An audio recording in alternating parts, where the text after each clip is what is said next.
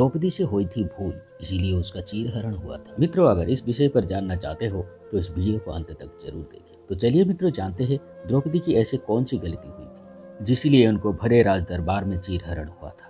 महाभारत काल की ये कथा है, जब भरे सभा में पांडव की जुआ खेल में हार हुआ। दुर्योधन के कहने पर द्रौपदी को घसीटकर दुशासन ने उस सभा में उपस्थित कराया और उसी का भरी सभा में महाराज धृतराष्ट्र, द्रोणाचार्य, कृपाचार्य, भीष्म पितामह, इतने बड़े बड़े महारथी के सामने द्रौपदी का चीरहरण हुआ था।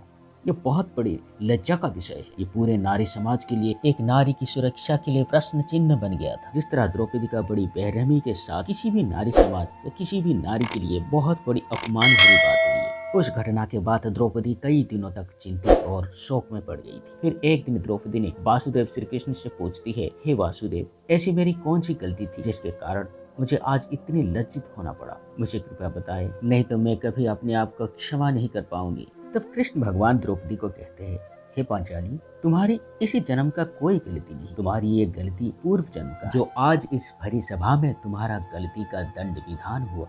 फिर द्रौपदी बोलती है, हे वासुदेव, मुझे कृपया स्मरण कराए, ऐसी मेरी कौन सी गलती थी, मैं उसके बारे में जानना चाहती हूँ। तब कृष्ण भगवान कहते हैं, हे पांचाली, तुम पूर्व जन्म में एक राजकुमारी थी। राजकुमारी होने के नाते तुमने अपनी सखियों के साथ एक दिन गंगा तट पर स्नान करने गई थी। जब देखे कि गंगा तट में एक साधु बाबा स्नान कर रहे थे, साधु बाबा ने अपना अंग वस्त्र गंगा के तट पर ही रखा था, लेकिन तुम लोगों ने हंसी मजाक के साथ उस अंग वस्त्र को उस जगह से हटाकर तुमने एक झाड़ी में छुपा दिया था और दूसरे तट पर नहाने के लिए चले गए और हंसी मजाक करते करते फिर अपने राजमहल में चले गए। जब साधु बाबा स्नान के पश्चात अंग वस्त्र पहनने के लिए आए तो उस अंग वस्त्र वहाँ पर उन्हें नहीं मिला। साधु बाबा ने अर्धनग्न अवस्था में थे, इसलिए वह बहुत विचलित हो गए और बहुत देर ढूंढने के बाद एक झाड़ी में उसका अंग वस्त्र मिला। तब साधु बाबा ने बहुत नाराज होकर गुस्से में आकर श्राप दिया कि जिस किसी ने भी ऐसी शरारत की है उसे भी समाज के सामने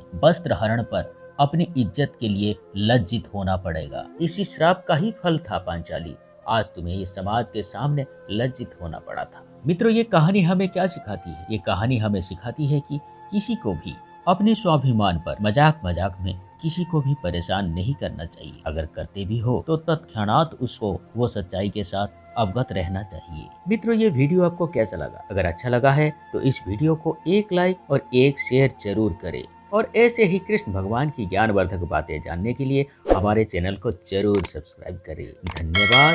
जय श्री कृष्ण।